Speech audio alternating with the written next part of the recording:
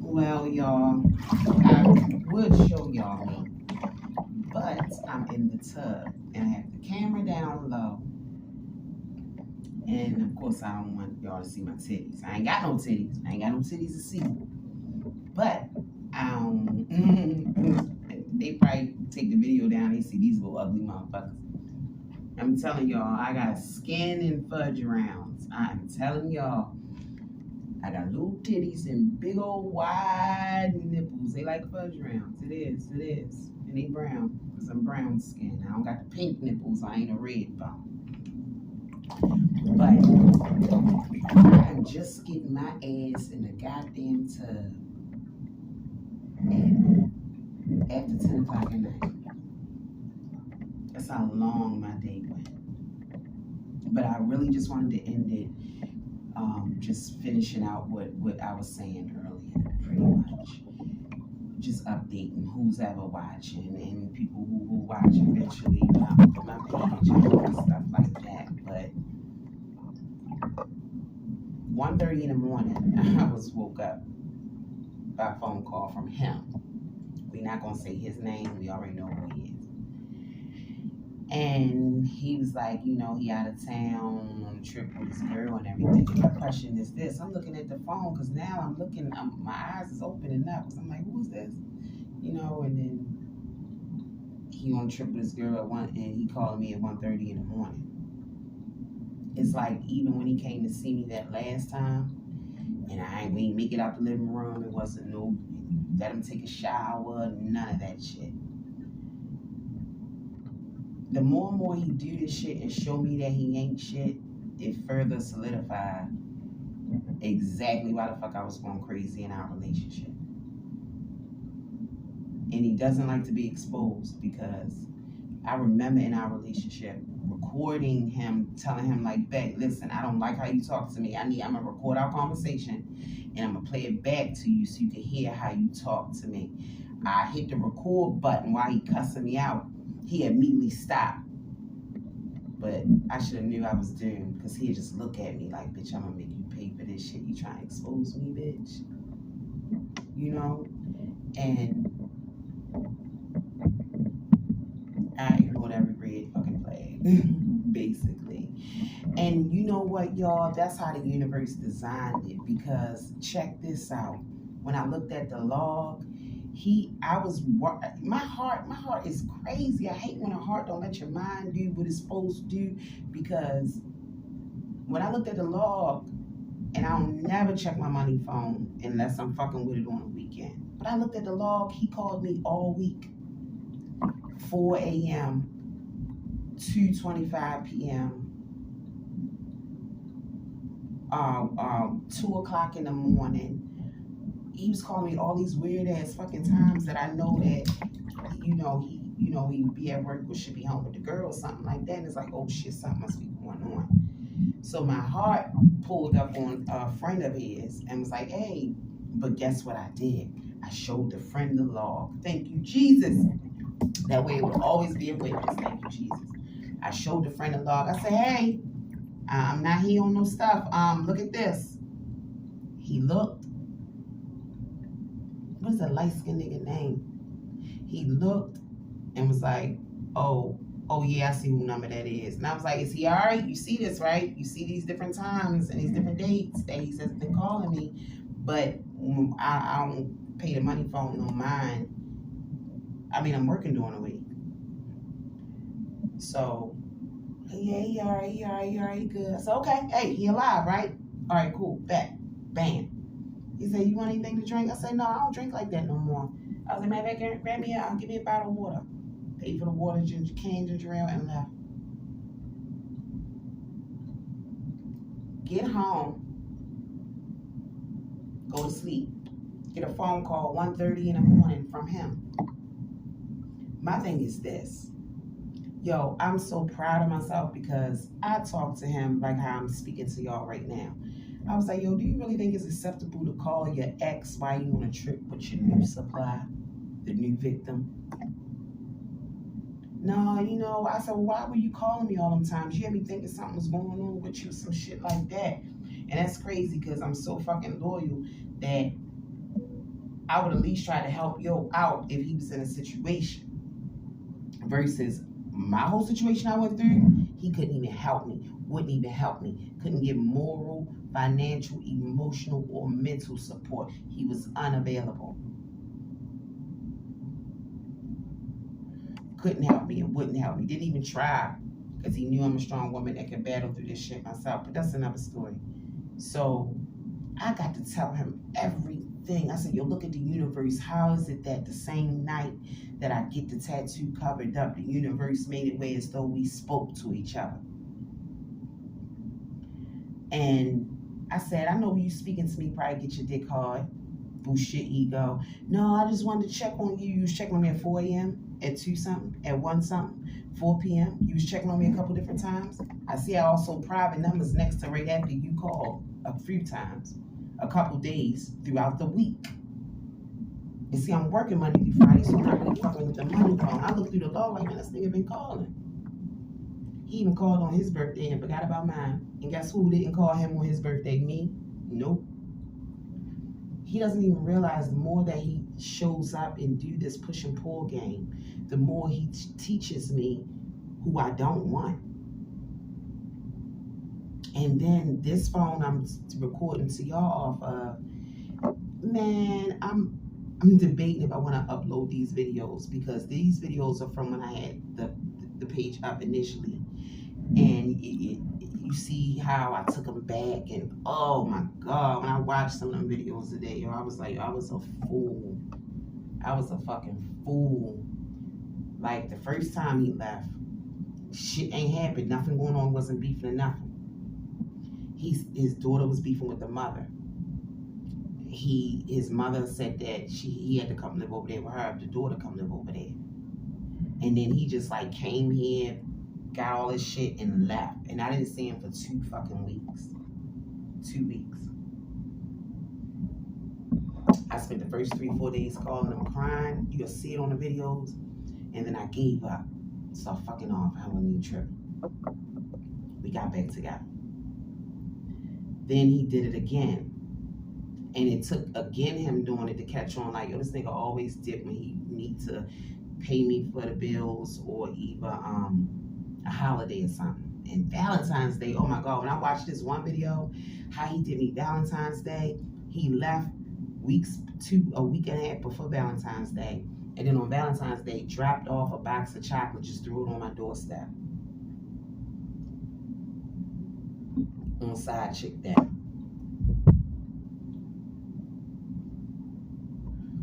And then said that he threw the key away and that he wasn't coming back. He was going out of town with Javante Davis camp. I ain't never see this nigga not one picture with them. And then I thought about how much I lost and how much he gained. He had a roof over his head for 7 months. He didn't really have to put into anything. He benefited. And I remember when our relationship turned sour, that one moment that I didn't let him hold my car because I wanted to ride with him to help him assist with his daughter to pick her up from the mother house and let's be that ride and dumb. Not ride or die, that ride and dumb. And that's when he was like, no, I'm on my way to your house. And as a matter of fact, I'm coming to get all my shit. Like straight cut me off and went to mommy house. Well, I told him I feel sorry for his daughter because I was like, yo, your daughter got to see you with another woman in 2 months versus my son got to see you the first man my son got to meet in 6 years. And one day it's going to be a nigga that dug your daughters the fuck out. And you going to recognize the shit that they doing because you know you ain't shit nigga. When I got to talking to him, I was saying these exact words.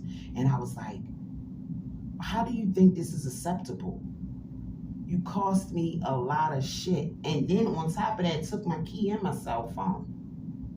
You was on top of me calling your mother, telling her I was hitting you.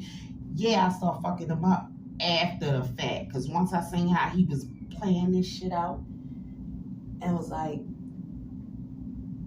yeah, she come hurry up, mommy, hurry up, mom, hurry up. And then she hear me yelling through the fucking phone saying, he got my phone, he smacked my phone out my hand. Mind you, he did this in the middle room where I was getting away from him at. And me and him spoke about this when he recently came, when he did a little pop-up and park blocks away. Some type of game he used that girl for. Because even when he come when she get off work, when he take her to work. So she need him, he need her. And they trauma bonded. But me and him trauma bonded too. And what kicked our shit off that night was me asking him, like, yo, I noticed all these months I've been laying up with you, and I see how the way you treat me and the way you talk to your mother. Why that girl ain't never called his phone trying to get you back? And they was together 18 months versus our little penny months. When I start asking those questions, he start getting defensive. And I was like, yo, I really want to fucking know. Like, because she didn't want you no more. She didn't call for you. She didn't check for you. She didn't do anything. You know? And then he told me that she didn't even meet the daughter. And I'm trying to understand and ask them questions like, yo, why is it that you met my mother within a month? And it's been 6 months. At the time, it was 6 months. So I'm like, well, it took me 6 months to meet your mother. Like, why? And when I was asking questions to things that was just starting to make sense to me, I couldn't understand, like, why this man would talk to me. Oh my God, he was talking to me like a fucking kid. Get your ass in the house. Don't wear this. Don't wear that. You know what I mean? And then you walk away when I'm the one that helped you with the job interview. Ironed your shirt, did the mock interview, because he never did an interview before. The job he got was because his brother got them to get him off the street.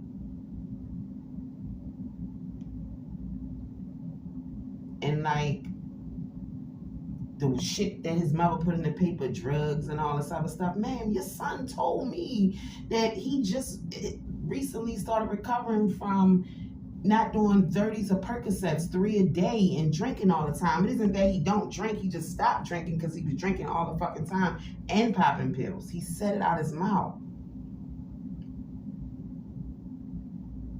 Then I think about the lies. He told me when his mother found drugs in the house at 14, that she was like, you got to start paying these bills. And she said, then she handed me some bills, Andy. And I've been paying bills since then. So that's why what made me take to him, because I peeped out his love language, because I have the same love language. My friends and them are attached to me because of my financial duties and being useful, come through in a clutch, always got a couple dollars, can help you out, can look out for you, and we ultimately get used. So I saw something in him that I saw in myself. So I'm like, yo, I don't want to be used. Especially how his mother was like, your daughter over here. You don't give her no money. You make sure you come over here. Make sure you have my money. You know, shit like that. Like, I'm a grandmother too. I never asked for currency, more or less a diaper bag every time I had my grandchildren. Every time. I wouldn't dare. Because you can't help them and take from them at the same fucking time. Wouldn't dare. Wouldn't dare. And when I would ask him questions that just try to make sense of some things, that's what he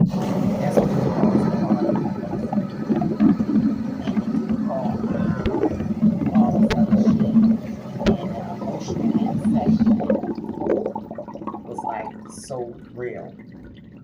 So that's why I feel like I went through what I went through with yo, to see how the fuck I was with my son. It's just some real shit. I enabled him his life. I got them their first cars, their fucking got them in little places, showing up in court, taking off work. I've lost jobs.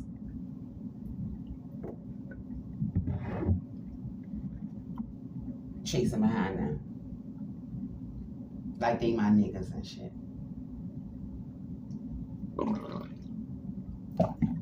And then this shit told me that our sons will lie to us, and they will always lie to us. And what mama don't know is that shit was planned.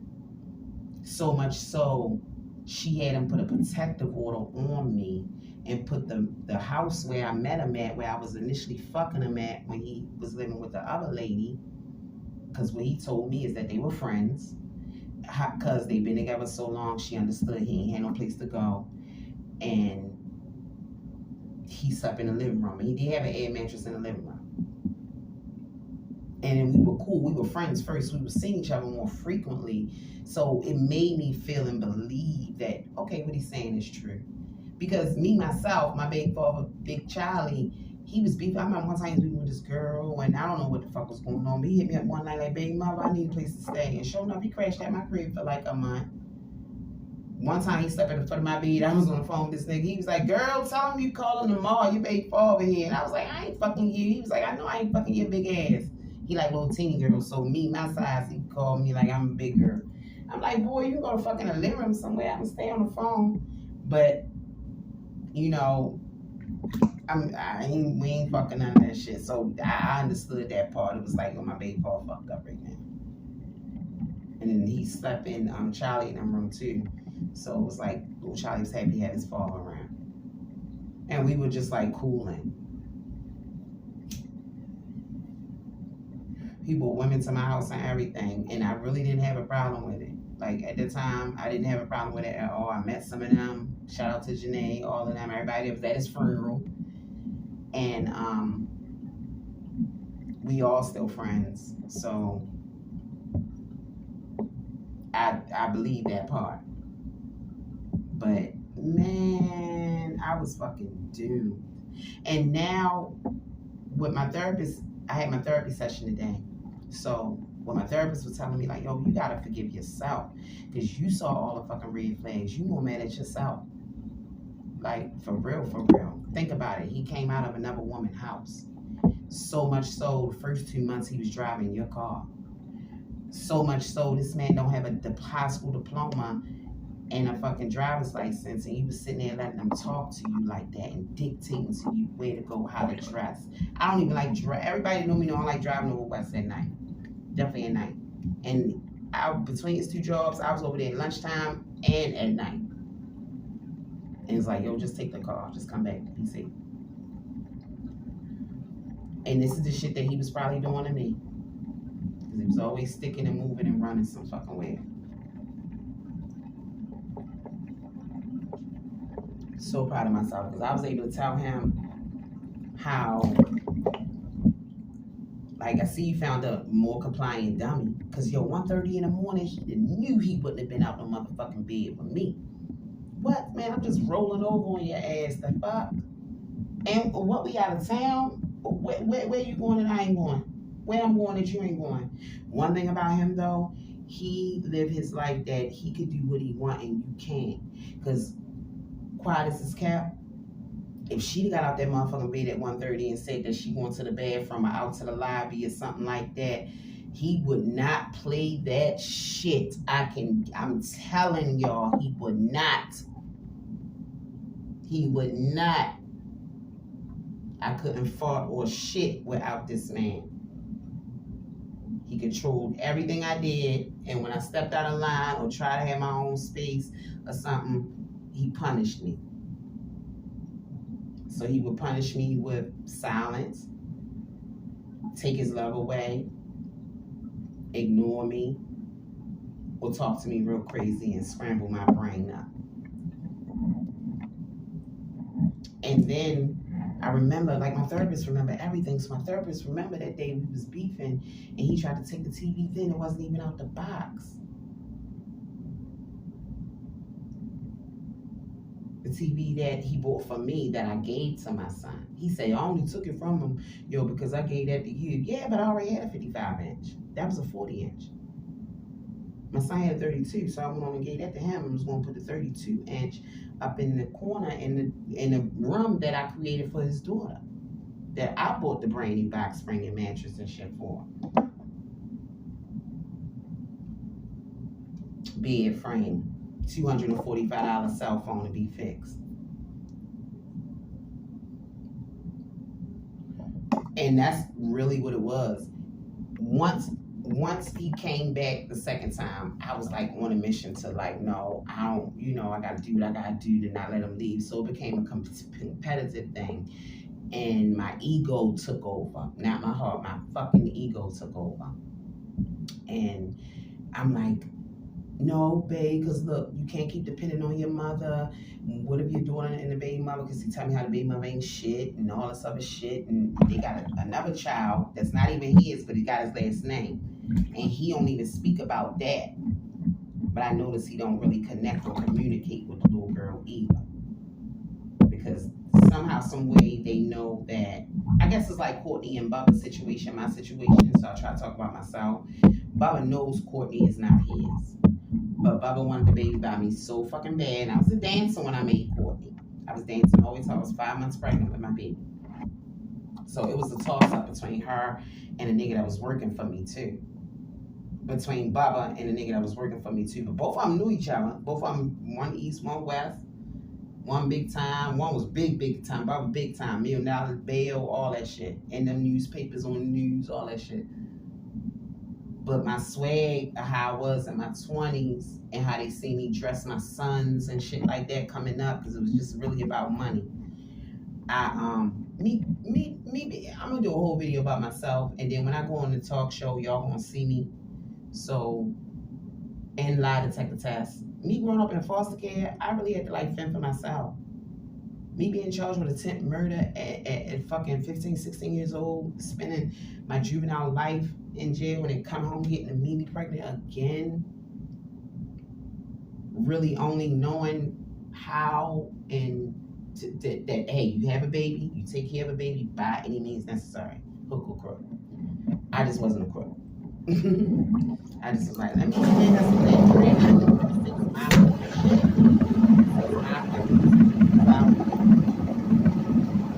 all that bullshit. My busy ass asked me to cut the shower in. And I can't turn it to me because I don't have any clothes on. I'm in the tub, of course. But nonetheless, like, this shit is so fucked up. Like, even when I was talking to him, I was able to get everything off my chest. I was like, yo, this is your character. This is you. It's like my therapist said, Candy, this was him. Think about it. This was him before he met you.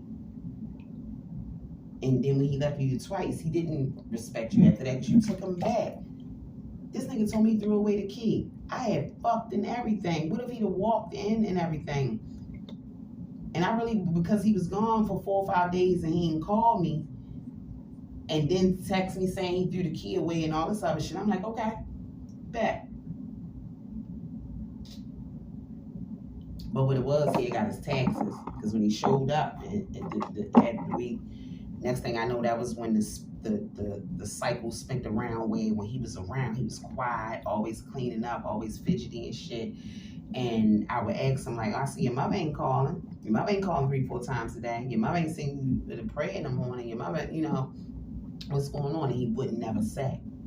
And it didn't, and it started adding up the night that all the shit went down. Because when she was like, you took my son away from me.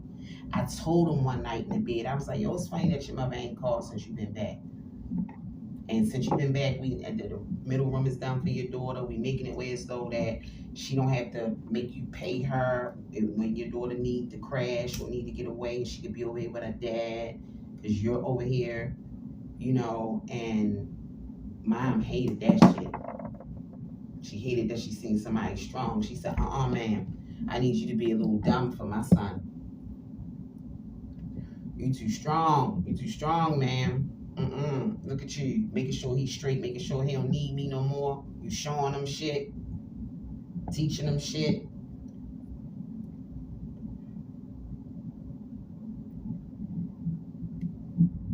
And he's such a fucking gaslighter. Like, when he came back around the first time in July, when we did fuck, I was like, yo, I only fucked you to prove to you that you ain't shit. You live with a whole nother woman. Look at you over here fucking me. That's why it didn't really mean anything to me. Oh, another thing, I was able to tell him how I never really had an orgasm with him. My own time with him, I nutted about 3 times. I had to ride him and grind that shit out. you know, and he never even noticed. He never even noticed. That's why we never had a problem in the sex area, because he never even noticed. And then we have our morning fuck. I will finish myself off after he leave, or when we done, or when I get in the shower, or something like that. Because like when you're a pleaser, you get, and those of you know, so I'm not gonna say like the sex was bullshit. What I'm saying is I was not pleased. It wasn't pleasing for me. I'm gonna say that. It was more pleasing for him. But it pleased me to please him. So now I kind of broke that part down. So nobody be like, don't say his shit. Dick ain't shit. No, he got a whip game. And then he's small, so you know the small motherfuckers, they know how to twist and wind and shit, you know. And then when you think about it, it's textbook. I was blinded to my own shit that I preach. No license, no career. This is, no diploma, no credentials, no certifications. And most hobosexuals, they got good dick, because you think about it, they gotta fuck to survive. This dick is how they maintain throughout life. This dick is how they hold your car. This dick is how they get their clothes washed. This dick is how they able to kick their feet up after you done paid the bills and watch your TV. Come in a fully furnished home. So they gotta give it all they got. They gotta burn that shit out so you don't go nowhere.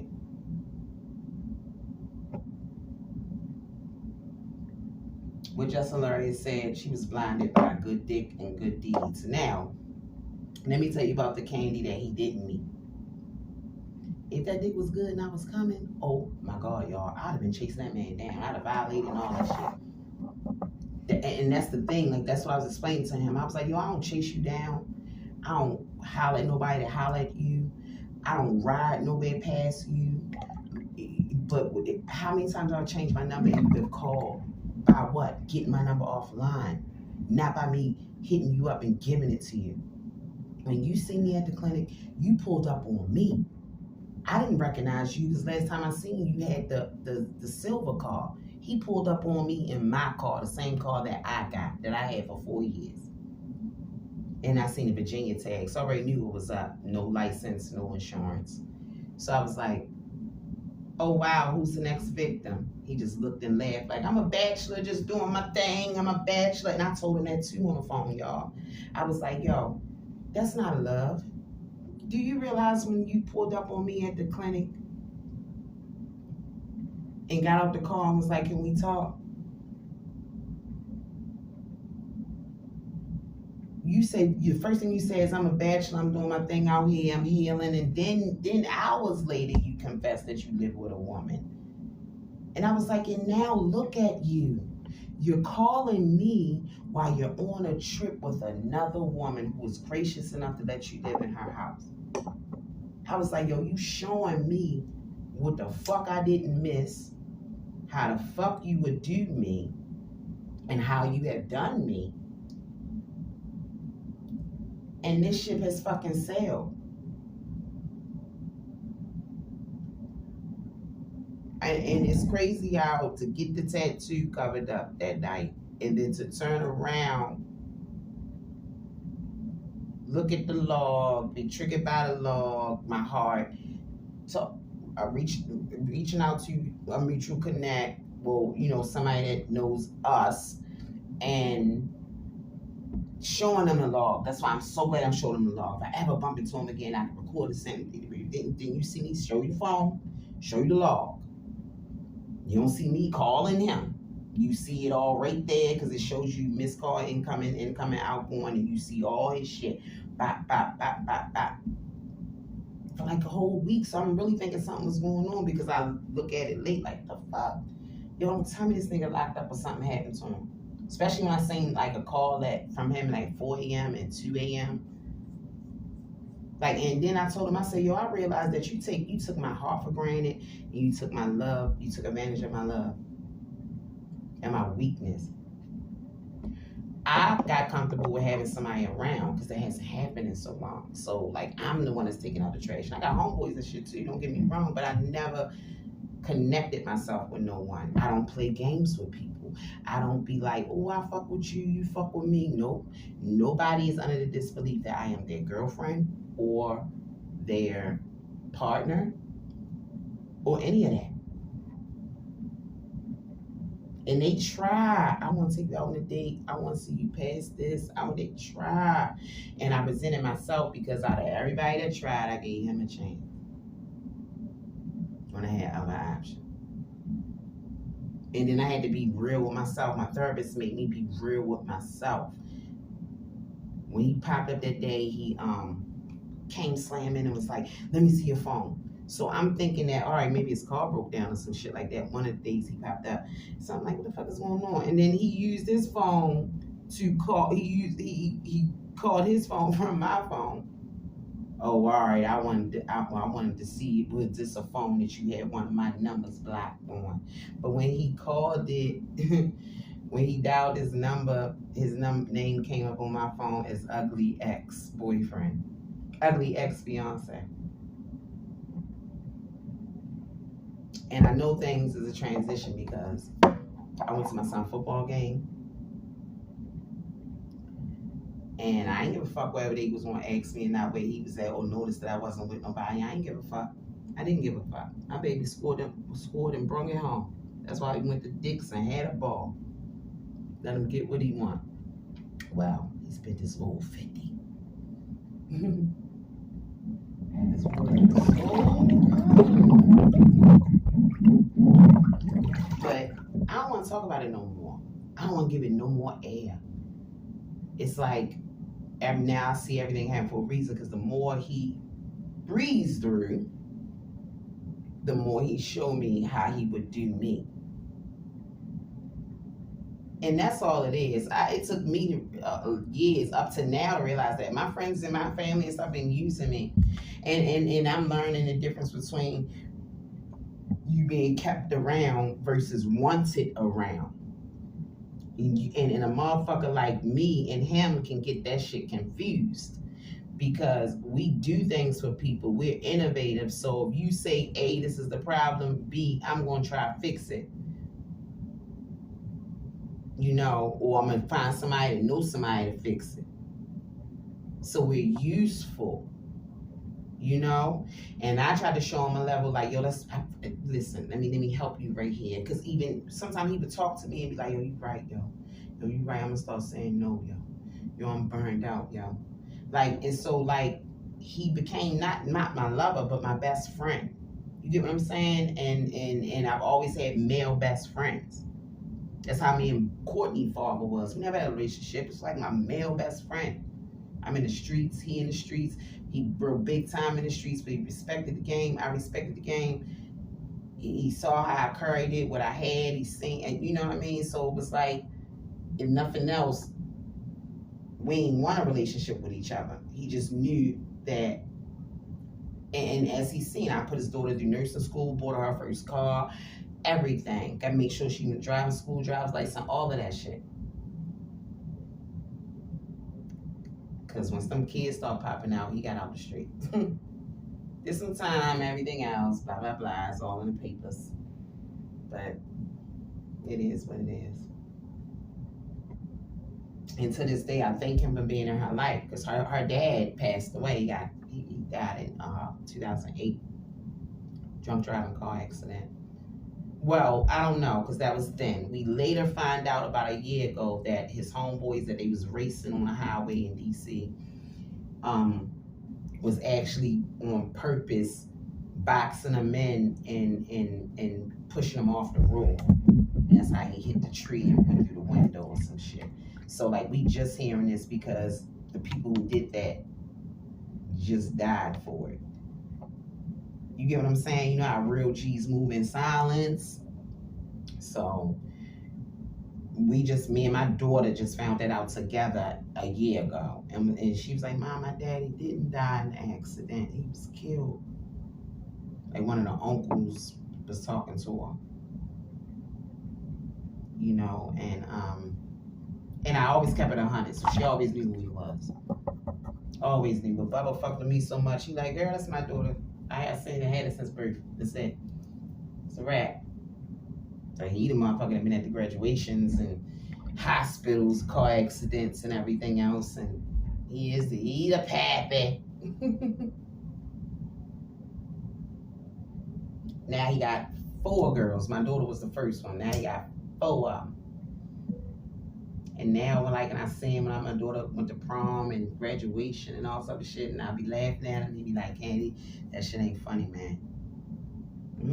You was a dick slinger back in the day and a womanizer and stuff. Oh, yeah. He feeling it. He bald at the top.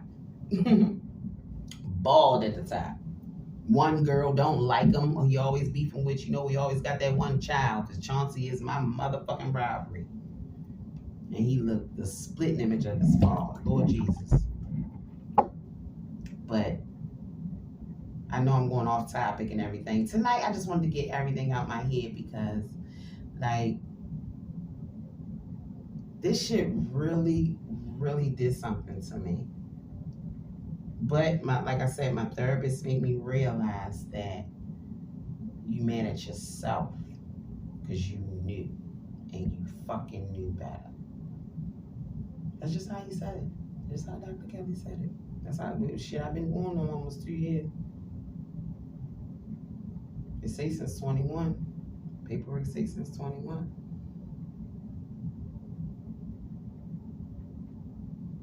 Yeah. And I did know better. I just thought I was the exception to the motherfucking rule. And I thought that I looked at how I gave selfishly, like, yo, you ain't had to pay no bills, and a bitch wasn't nothing. Shit, quiet as a kept. If I was coming, I probably have been cool and calm. We probably still been together. Nothing and shit. What? And he don't eat pussy? That's a luxury. That's a treat. I know the 7 months we was together, he probably ate me about 4 times. And he stand firm on that shit. He don't eat pussy. He real cocky and arrogant. Real cocky and arrogant, y'all. He take words that people teach him, mix them up, use them for himself. And he be like, babe, you gotta teach me how to say this, babe. Teach me how to say this. Teach me how to say this. This is what I'm saying, but can you say it differently for me? And I didn't have a problem with that. But now when I look, that shit wasn't about him. That shit was about me. And I need to forgive myself. Because when you look, here's the facts. 2 months later, moved in with another woman. She got a car just like mine. So it's gainful use. And he has crept with me and has crept back around to see me and have called me on numerous occasions, and he can't say it's one time that I have called him like, can we get back together, anything? Because he doesn't even realize that it hurts me, because it's the soul tie and emotional attachment. And along with the tattoo, I wash my ass every day. Every day. Like I said, 2-3 times a day. So I had to see this shit. So I had to, past tense, literally live with regret. And put a smile on my face every day. On top of everything I went through. Now, yo, I don't gotta see this shit. Like, I'm gonna tell you right now. I shouldn't be soaking this long. I got the water up, but not covering fully the tattoo, because when I wash right there, I could just scrub right there. But I'm just soaking this ass in the tub, because I've been doing my squats in the morning. My glutes is growing and hurting, which I want them to. I'd rather go through that pain than BBL pain. Because I'm hustling even at work. Let me tell you, my job is the motherfucking plug. I want to be at work so much it ain't funny.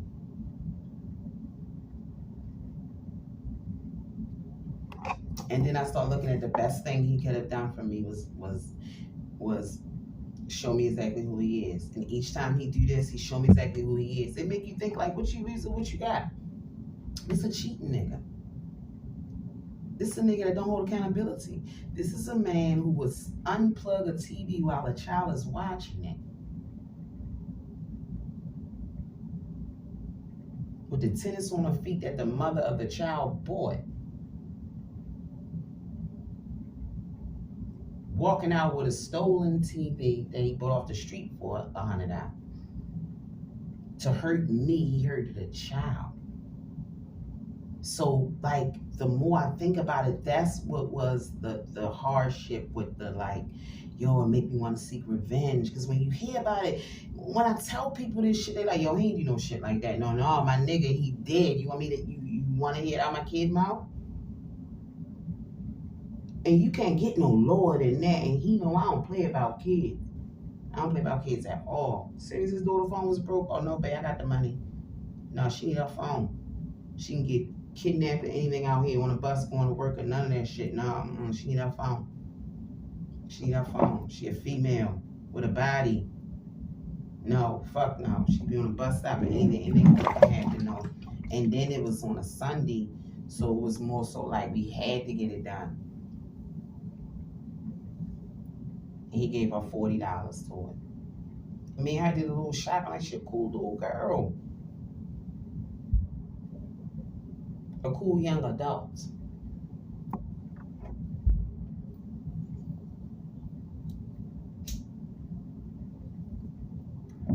Doesn't realize how he rearranged my life. Too afraid to go back to the church because I just was there with you. Too afraid to go back on a football field because I was there with you, last with you. I don't want people to ask me what happened or noticing or seeing. I'm embarrassed. Because people kept asking me why was I with him.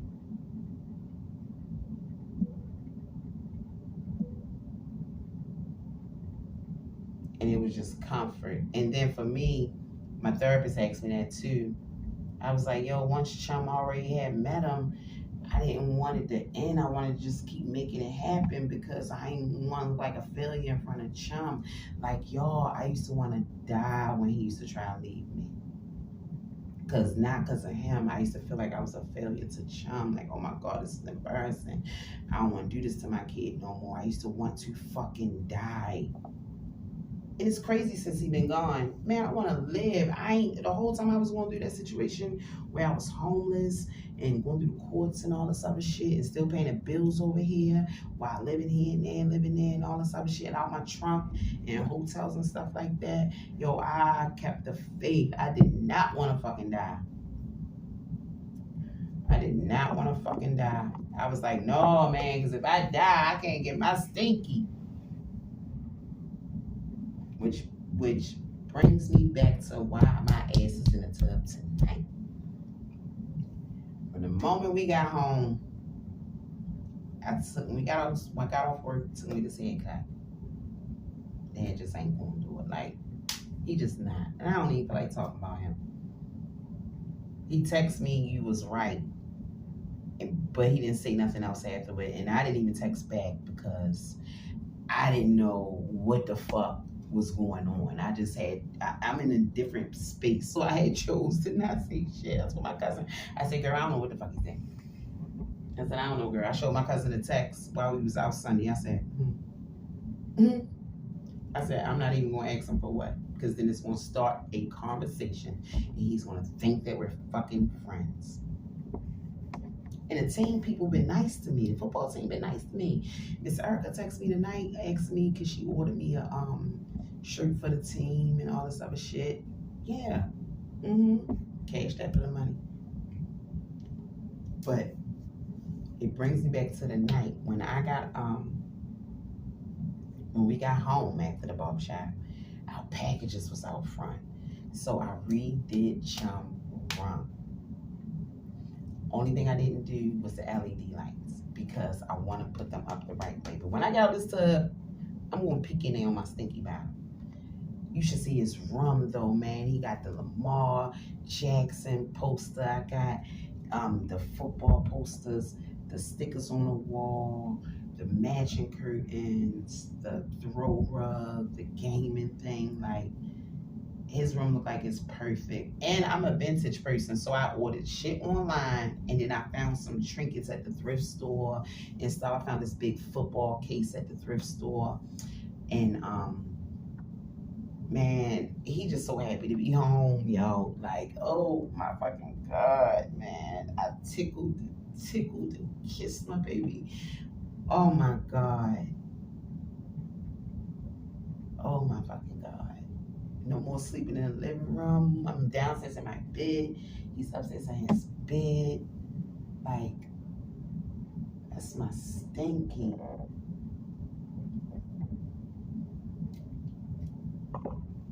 And he make everything go away. He the reason I keep pushing. Shit, I ordered him some shit today. But guess what I did? Everything I've been ordering and stuff, guess what I do? Screenshot the receipts and send them to fucking dad. From here on out, after what he did to me, lying, sending the police to my house and all this other shit, you are not my friend, buddy. I don't trust you at all. I'm documenting every fucking thing, down to every fucking haircut, every pair of cleats, everything, because he take credit for everything. And the way I switched my baby up, like, yo, I told y'all that was not my baby. He don't act like that. That's not him. It's not him. We did his room today, and man, he's cozy in that motherfucker. What I'm trying to do is get the house together for the winter, because this is gonna be the winter. This is gonna be a cold ass winter, and I'm getting rid of my car. My car's paid off now, so I got some repairs I'm having done on it, and I'm giving it the fuck away, because I done cried so much in that car. I've had that car almost 5 years. It's been over 4 years now. I'm tired. And I know they like, yo, you got paid for a car now. You ain't got no payment. I don't give a fuck. Spiritually, I want out of this fucking Nissan. And now they buy one, get one fucking free. The value didn't depreciate it. That's a car for a first timer now. But Tuesday picked up. So she better have some speed up on her feet, know how to whip her ass, because Tuesday go. And she runs good. And I'm going to get her repaired, sage her out, and pass that blessing on. That was the plan initially with the stepdaughter, was to like, yo, my car be paid off in August. Let's give her the car. Her birthday is in August. She'll Leo like me. Let me pay for her driving school. I was looking up, I was getting the plug up driving school and this, that, and the third. All that shit. Let's like, what's her hours that she worked? All right, so let's get it in this. Let's get it. Like, yo, I was doing too much. Like, one thing I learned in this situation is, do not act like a wife when you just a fucking girlfriend. And don't let them move in. Don't let them move in.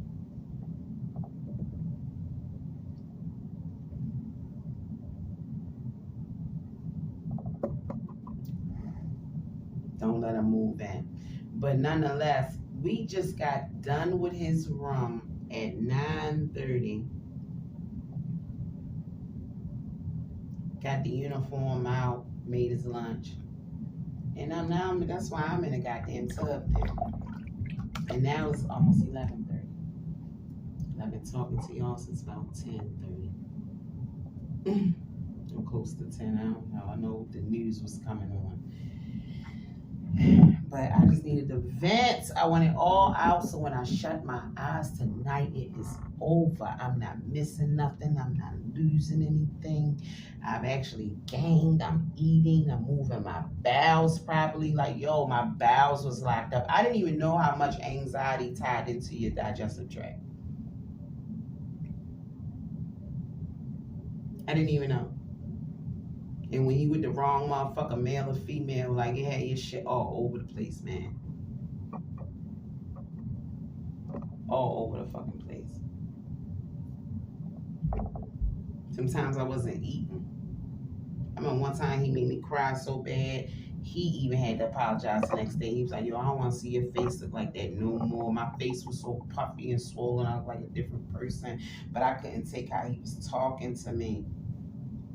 The day I got the tattoo done.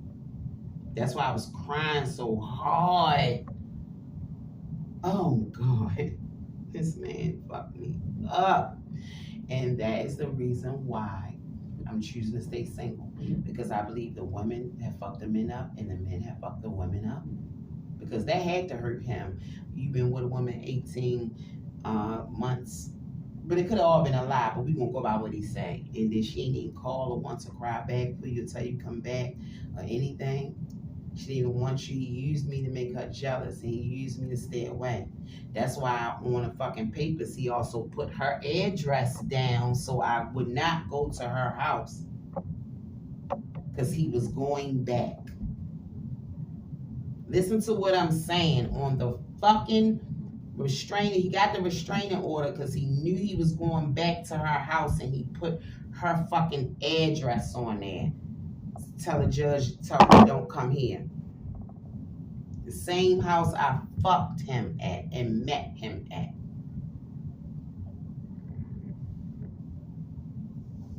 So I hold full accountability in my role. And I was under this belief that he and her, because he said this had happened months prior to that, and they've been doing their own thing. She messed with an older man. You know, my son had just got locked up, man. I just wanted some comfort.